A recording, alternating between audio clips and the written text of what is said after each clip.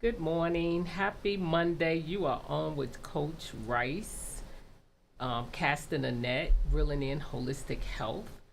Today, we are honored to welcome Crystal Jordan, an autism advocate, devoted mom to a nonverbal child experiencing autism, and visionary behind the upcoming documentary launching this April. Crystal shares her unique perspective, bringing authenticity, compassion, and firsthand experience to conversation about autism advocacy. Crystal, I just want to welcome you to Casting the Net this morning. Thank you for taking the time out of your schedule. I know you had a hectic morning already, but Yes, I did. but Thank you for hey, having me. I'm just so happy to be here.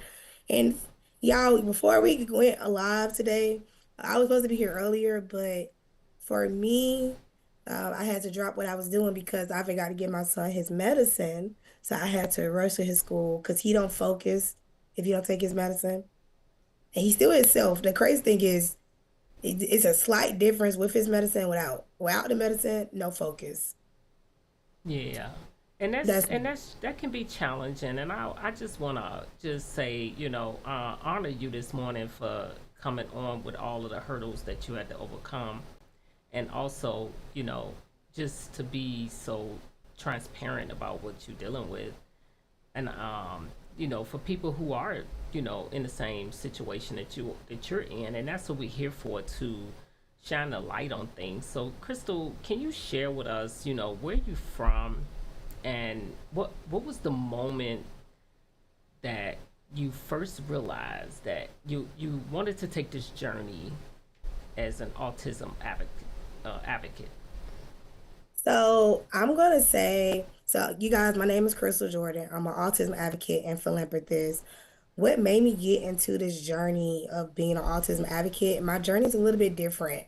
So I originally wrote a book called Just Like You because when my son was diagnosed at 2, I didn't see books on the market that looked like him. Of course, I seen Holly J. Robbins Pete, but she's famous. She have a platform. But my issue was I didn't see representation of Black, brown kids on the spectrum for books. So I knew that I wanted to create a book for my son. It was a hobby, believe it or not. It was a hobby. Hmm. And once people started telling me how my book resonated with them and people started calling me an advocate, that's when I started to call myself an advocate. Because in the beginning, I was calling myself a mom on a mission. I'm just a mom on a mission trying to normalize the conversation around autism. I used to always say that. But people was calling me an advocate. And looking back, it's about to be like 5 years. Looking back 5 years, I see that I was an advocate, but I didn't realize it. Okay. So what made me an advocate is my son. I go into the school system for him and other kids as well. And I don't play by the IEP process. What made me want to do this is I want to create a society where my son is accepted and included. That's what it is for me. I'm all about inclusion and I'm all about where I see him 10, 20 years from now. Even when I'm no longer on this earth, I want my son to thrive. I want autistic people to thrive. I'm a voice for him, but when he get older, I want him to use his own voice, even if it's an AAC device. An AAC device is a communicational device for you to speak because my son is nonverbal. Okay. And so, in this journey as an advocate, Hmm. and do you is there a community that you're into, that you engrafted yourself into, for you to help you actually walk this journey?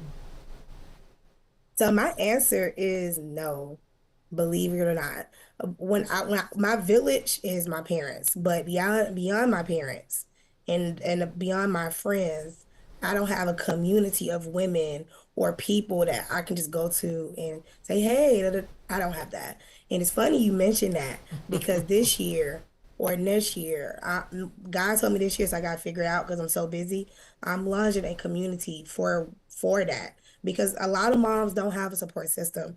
I meet so many moms who have special needs, autistic, Down syndrome, ADHD kids that don't have people in the corner that understand what we go through. We are not raising neurotypical kids. Neurotypical is society standard of normal. Because you would never hear me say normal, because I think that word is very rude and offensive to other communities to use that word. And it's very closed, it's a closed mind way of Yeah, thinking. because what is normal, right? Right. Nobody is Nobody normal in can my define opinion. that. Right. It's it's But it's so I'm subjective. raising Yeah. an atypical kid. So I don't have a community yet, Hmm. but God has been blessing me with women that are just like me, and we're working on something. So I've been meeting with I'm gonna say this. God told me to start walking in my purpose October 2024. I took a Okay. break. I took a break from me being an autism advocate. I took a break for a year. Like I didn't really talk about my books. I didn't talk about anything. I just been focusing on my magazine, Becoming Her. And once God told me, no, Crystal, I want you to walk in your purpose, Okay. the rest is history. I have been blessed to been on so many platforms and do so many things within that short period of time to now. So, and like I said, I'm building a community. And I also, to answer your question, no, like I already said, and I also have my magazine, Also You magazine, that is targeting special needs, but especially the autism community. Okay. Your resource. So love it, love it. I'm so glad you called to that platform because there's so many people that need you, and God knows that. It seemed like it's happening so much now than it did before, Mhm. where kids are experiencing this, and so people need you in a community built around that because it's so much power in connecting with with a community where It's so it's you so can much give power. it's so much because you can give resources and different things and just to help each other out, right? Let me ask you a question. what what are some of the hurdles that you face with your with your son being nonverbal? Oh, some of the hurdles, I'm gonna give you a quick story. One hurdle is when him being nonverbal, it's hard to understand when he's hurt. He has a high tolerance for pain. So that's a personal hurdle. Like my son used to hate going to the dentist. We switched dentists sometime last year. He was going to another dentist of another race, and I decided to tell that dentist, I don't think you're by saying I told him, I said, I don't think you are the best fit for my child. He's very traumatic. Every time he comes and you're building and you're not doing anything, you're not cleaning, it's just no. So I got a recommendation from within the Facebook group. Best dentist in my life. Love her. She is so amazing. The point of me telling the story, because I'm going to get back to what you just asked me, my son got his teeth cleaned for the first time with her, right? And it was a journey, but we found out why he hated the dentist. He had, I can't remember how many broken teeth, but he had broken teeth. I think it was six broken teeth. It was something. He had broken teeth in his mouth, and it was really bad. And nobody, he wouldn't let you look in his mouth. So I had to, of course, we had to put him to sleep, and we had to figure out what was going on.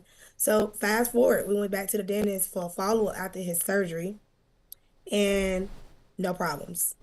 He wasn't fighting. He wasn't screaming.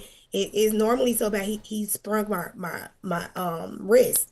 Like it's really bad. Like he was screaming. He had meltdowns. When he see the dentist, it's like I need four people to bring him in. It was really bad. And I'm a Okay. single mom, Yeah. so I would be like, okay, we're going to the dentist. And I knew he hurt me, but when he saw it, it was like no.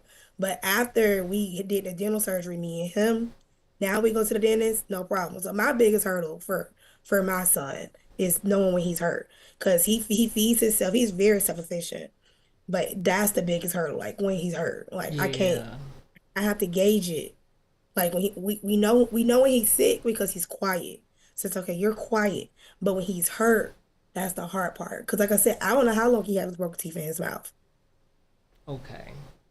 And I didn't get hit with the neglect because we understand my kid is nonverbal, like, and nobody can get in his mouth. We have to put him to sleep to get in his mouth. Right. And when say they did so much work to my baby mouth while he was asleep that I was like, wow, that's why you hate the dentist because you was in pain.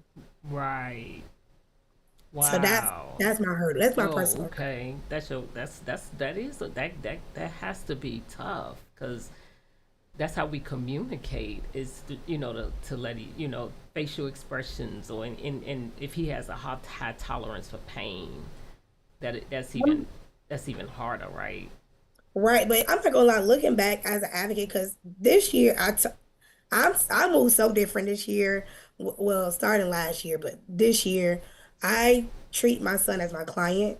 I'm his advocate first, mom second, and I turn him on and off. So looking back in hindsight, I should have known as an advocate something was wrong because he was in distress.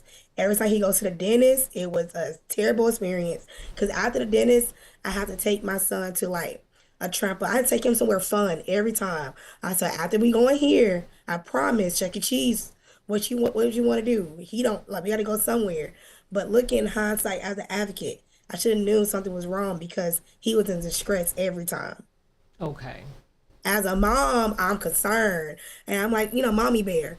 But I have learned for me personally to turn off mommy bear and I'm advocate first. So you know how to switch hats in the role that you The are school is in so used to me managing. switching hats. It's crazy. Like when I just left the school, I was mom. I wasn't advocate. You can tell the difference. Yeah. It's Okay. my tone is different. My demeanor is different when I'm the advocate. And I know that sounds crazy, but I'm No, totally no, different. it doesn't. It doesn't because that's how that that makes the relationship so much better.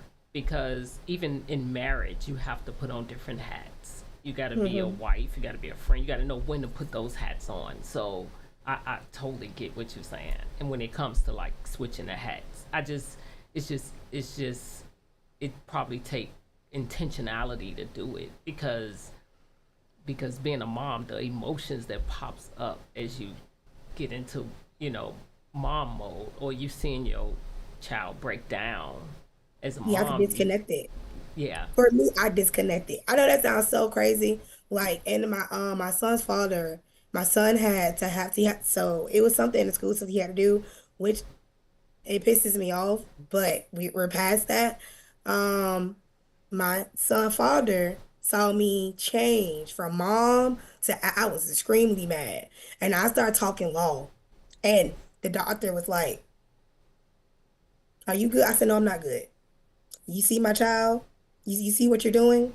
Y'all bring all these doctors in here. You can see that he don't want all y'all in here. So how about we do this? How about it's two of you and just me and his dad? And my son's dad was like, "Can you calm down?" No, this is the advocate side. Mama's side cut off when my son is screaming because it's so many doctors in here.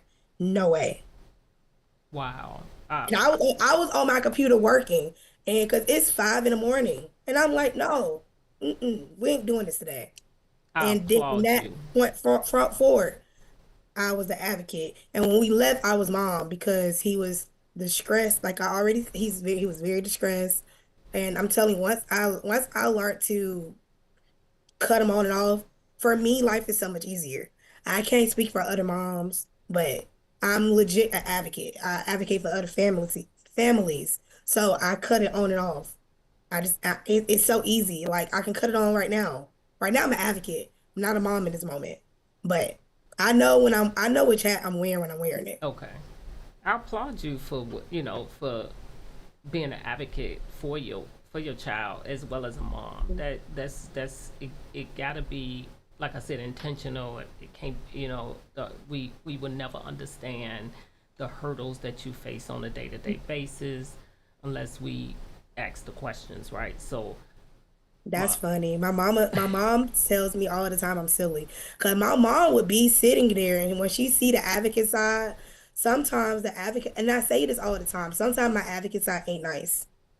And when I say she's not nice, it's because what we're not gonna do is not listen to my child. He has a voice. He just don't have a voice like me. What we're going to do is pay attention. And my mom be like, Crystal, can you turn down? And my mom, she sees it. Because when I go to the school as the advocate, I wear a suit. And I put my hair in a bun. Okay. You're it's two different people. If I go in regular clothes, I'm a mom. If I go in a suit, you got the advocate today. So it depends on where this situation it is, and also depends on what we're discussing. Like I just discussed with the assistant principal today about a new law I'm not sure about yet. And I said I'm gonna figure it out this week. And once I figure it out, they're gonna know about it because they're gonna get an email from the board. And they said, "We know you serious." I said, "Yeah, I'm gonna find out." But that was me being a mom. I said, they said they didn't know. I said, that's so crazy to me that y'all work in the school system and y'all don't know what I'm talking about. I'm not surprised. They, I wouldn't. Let me, as an advocate, what are some of the hurdles that you see in the school system that need to be addressed? Oh, it's so many hurdles in the school system that I see that need to be addressed. I feel when our kids get these IEPs, I feel that first off, let's give our parents a resource list. A lot of parents don't know what to do. They go into these IEP meetings blind. Most parents don't even know their laws. Most parents don't even know that IEP is a legal binding contract. But I do know the school is not going to tell you that because they don't want to be sued. So they're not going to tell you that part. They're not going to tell you how serious the IEP is. This piece of paper is serious. They're not going to do that. But I do wish they had a little pamphlet for their community to discuss what an IEP is. This is the name of the law. And then it's up to the parent to do the research. These are your local advocates. But I know school systems don't like advocates. When you use that word, they change. So, but I wish it was more resources for our parents when they go into the schools to be like, this is what you need. This is this is how, or they should have an IEP coach at each school, and I believe they should guide the parents on how IEP process go, how the goals should look, what data we're looking at. This is something I feel that every school system in America needs is an IEP coach at every school that know their stuff, that stay updated with their training, staying updated with the laws, staying updated. Sorry. And that's what I wish the school system had. The hurdles that I see in the school system is I can't speak on this personally, but I do see when the nonverbal kids, like what system do we have in place for parents can know their kids' day-to-day life when their kids are deaf of hearing, nonverbal. What tools do we have as parents to be like, my kid did this today? Because we don't have the luxury, and I say the luxury very lightly, to say, hey, Zach, how was school today? What did we learn today? What you need help with today? I don't have that luxury Okay. because my son cannot speak back. So, what can we put in the school systems and for parents to communicate to make sure we know what our kid did and things of that nature? I have something in place, but as a whole, As a whole. what can we do? Got it. That makes sense. It's good. Thank you for sharing that because that's You're important. And I welcome. think people need to understand what, you know, what's going on in the school systems because lack of resources, lack of And lack of knowledge. pay. Yes, that's another thing. These special needs teachers are not paid enough. Like I believe that special ed should get paid more than general ed. They go through a lot more. They have behaviors. They also have IEPs. So some IEP documents may be 30, 40 pages, depending on the kid, because the IEP is an individualized educational plan. So I feel that they're not paid enough. I love my son teacher. When I tell you I love her to pieces, whatever she need, I'm there. But she go through a lot. And She go through a lot. no one sees that, right? Yeah, all her kids in her class, because my son's class is set up all autistic kids, and they all have different behaviors. Right, Every because single they're kid has different different on the behavior. spectrum, right?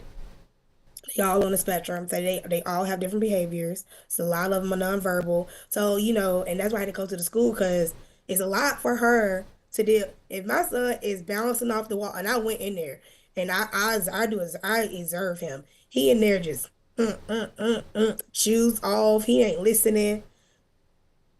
I said, I'm so sorry I didn't give his medicine today. I take accountability for that. I went up there so quick, and even if I had to go to work, I would have told my job is amazing. I would have told them I'm gonna be late. Or if I was at work, I'm gonna leave work and I'm going to go take care of my kid and I'll be back. My job is amazing because I push what I do. Yeah, So that yeah. is amazing. Tell us about your documentary. Okay. I'm super nervous about my documentary, y'all. So it's me and my best friend project. My best friend is the director and full cinema, and it's me, and it's called Ultimately You, the Heart of Autism. And I'm following different moms' journeys. I have handpicked every mom for a different reason. Okay. So, and it's near and dear to my heart because it's not about me. Yes, it's my project. Yes, it's my vision, but I want people when they watch it, because we're going to drop it on Tubi and Amazon Prime. When we drop it, I want y'all to not think about Crystal Jordan. I want y'all to look at each story and understand that autism is one word, but it's 1 million different stories. And each one of us are living a different life. Like for me, I'm living a different life because I'm an advocate. So I see things differently. I think differently. But what about parents who don't think like me? What about parents that are ashamed? What about parents that don't talk about their kid being autistic? What about parents that are autistic and they're raising autistic kids? That's in the documentary too. I Oh have a young wow. lady. She is autistic. She is an adult. She regressed and she no longer is speaking. She's nonverbal. Yep. I did It not know breaks that my can heart. happen. Okay. She was nonverbal as a kid, but then she started talking like I talk. Last year she regressed and now she's nonverbal. She used an AAC device. So in the documentary, you guys can get to see an adult on the spectrum and who's a mom use an AAC device to communicate. And she will try to talk. And I used to talk just like her. I may be on the spectrum, not sure yet. So, but it's hard to understand her, but I understand her because I used to talk exactly like her when I started to talk. I started to talk after 5. Okay. And another part that I hope we touch on in the documentary is autistic people that are nonverbal losing their homes because they can't get a job. Oh wow. Yeah. Hopefully that person would talk about it because it's needed and it's real. It's real. This is real life stuff that people think, and it's a myth that kids out. I hear it all the time. He's going to outgrow autism, and I look at people and I'm like, there's no such thing. What do you mean he's going to outgrow I've it? never heard that saying. That's a new one. I I have, and I'm like, no, no, he's going to be an adult, and he's going to be an autistic adult, and he's still going to need resources if he's still not verbal. But unfortunately, as I say that now I talk about this in the documentary, but we don't touch on it. Unfortunately, as they get older, they transition out of resources. It's not enough resources. That's why I care about awareness, but that's surface level. Acceptance is really the key to society, understanding Yes. how important it is to respect the people on the spectrum and also advocate for resources. Like I'm one person. Like go to your job, ask them, are you gonna hire well, have you thought about inclusion? Have you thought about hiring somebody on the spectrum, nonverbal? Do we have any positions to hire hard of hearing? Do we have like what positions do we have at this company I work at to help thrive in the special needs community? Now, these are questions that we need to talk about. Yes. This is the conversations that we need to have. I personally have these conversations with my bosses at work. Like I have a meeting with them in April. That's how serious I am. I always tell them, and I even told them we need training. Ask your job. Hey, when have I noticed I've been here 30 years and we have never done training for special needs.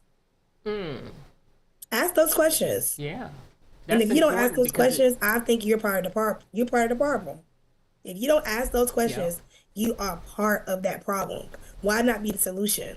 If you work in HR, we have not hired, and it should not be a numbers thing. Let me, before I get deep into that. And you work in HR, but we haven't hired nobody on the spectrum or nobody with special needs in a long time. Don't make it a number thing. Make it an inclusion thing. Amen to that. Now my Yep. next question is, I'm excited about your documentary. Let us know. Let me know when it comes out. I know it comes out in April. Let me know when it comes out. I'll put you back on so you can We may talk. have to push back to the production because, oh my God, I did not know production life was like this because I'm the co-director. And oh my God, it's just I'm been a lot. sure it has to be tough.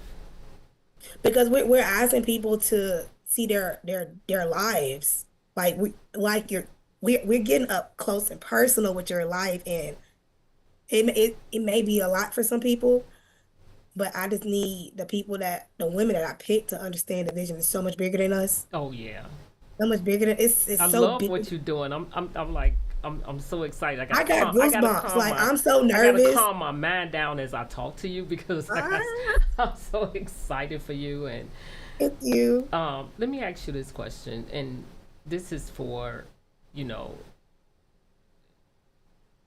what is when your child breaks down in public, what can other people do, not just your child, any child, to what can we do in the community if we are if faced with that? Because sometimes we just don't know how to respond, or how, is it any way we can help? What can we do to make a difference? So I've been through that several times. So my thing is, number one, don't judge. People are so quick to judge. Oh, that kid is bad. That kid is acting out. First off, let's let's breathe. Some parents may not be what I'm about to say. Some parents may be, no, I don't need help because we're not used to it. Okay. But I'm included. If you do it to me, I may not be used to it because I'm not. Walk up to the parent, like, how can I help you? You need me to put these groceries in your car. What do Okay. you need? What do you need in this moment? Ask that parent, or that caregiver, what do you need in that moment? Okay. And don't pull out your phone and record. I see so many videos of special needs kids or autistic kids on the spectrum breaking things in wall or just having a tantrum. And I don't see in those videos what I take away is I don't see one person going up to the kid, getting on a level, saying, how can I help you? Or where's the parent? That parent somewhere in that corner probably crying. That parent probably is embarrassed Right. because a lot of us grow up thinking that everybody's opinion of us matter. And sometimes some people never leave that mindset that other people's opinion matter. For me, your opinion doesn't matter to me. I'm here. I'm gonna stay. Now I do have my moments. Like my son had a breakdown at my job like last year. I will never forget because I was 38. I was not an advocate. I was a mom. I was pissed because it was April Awareness Month. And I'm the reason that we have Awareness Month at my job because I pushed it for years. So everybody know I'm the face of it at my job. So I was so pissed because y'all all I remember walking in the back, like through security. It was about 10 people. My son just had a moment and it was terrible. Everybody just stopped and looked. Not one person stopped to help. And of course, I went to my HR to discuss it. And that's why April is having a meeting. But it really pissed me off and it showed me this is what people go through all the time. Because in public, my son don't do it so much anymore. So I understand how they feel. So just stop, don't judge, and ask if they need help. Because sometimes we just need a moment. Yeah. Don't pull out your phone and record. Like, what that is so I think insensitive. that's insensitive to It pull out your is. phone and record. That is so insensitive because it's intrusive as well. And in the comments, oh my God, the one with the young lady having a breakdown, I think she was at Walmart. Those comments was so negative. I didn't even comment. It was just so negative. But that shows The society. ignorance, yes. That shows what our kids have to grow up in. Yeah. That shows so much. In that little window of time, it shows how people really view autistic people or special needs people. Crystal, I am just delighted that you came on this show today. I can interview you for hours, but we don't have hours, but I can definitely I interview can you come for hours. back. Oh yeah, oh yeah. I can come Absolute. back. Oh yeah, Like absolutely. I love what I I do. love what you do too, and you change. You're gonna be changing the world in that community, and it's needed. I'm telling you, it's needed. What before we leave, what advice would you give to the audience?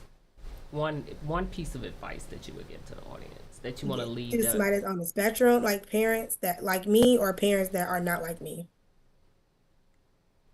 any would what however you want to do it. Okay. Which one you feel most impactful? Okay. So I'm gonna give two different things. Okay. If you have a kid that's on the spectrum, it's okay to not be okay. It's okay to scream. It's okay to vent to yourself. Don't vent online. Don't do that. But I want you to like take time. Self-care is so important. We cannot take care of our kids and get into these therapies if we don't take care of ourselves. I learned a long time ago that I cannot take care of my son from a half empty cup. I have to feed my son from my overflow. I have to fill him up from my overflow. And my overflow is what's gonna make him happy. And me being happy and me being good is gonna make sure my child is good. So if I can give any advice, self-care is about more than how we look. It's about how you feel on the inside. It's about your fitness. It's about your mind. It's about what did I read today? What did I take? What did I do today to feed and fill my cup today? Everybody fill their cup differently. But I used to fill my cup. I haven't done it in like my personal trainer. If you watching this, I'm sorry. I have not went running in like since November, but I fill my cup by going running. I fill my cup by trying to find something in front I like that can inspire me. It can be a short video, and I can't say spending time with friends because I like it that I don't have balance, but I just find ways to fill my cup. Now, if you don't have a kid on the spectrum, I want you to ask yourself, what can I do today to make an impact in somebody's life that is on the spectrum or are special needs? And once you answer that question, put the action in and do it. That's Un- it. Amen. Well, thank you so much for coming on the show today, and just thank you, my audience, for listening. If you feel like this was touched your heart in any kind of way, or you know someone, a parent that has a child experiencing autism, please share this video, subscribe and share to the channel so you can hear more awesome people interview about mental health and your well-being. So thank you so much for listening today, and we are signing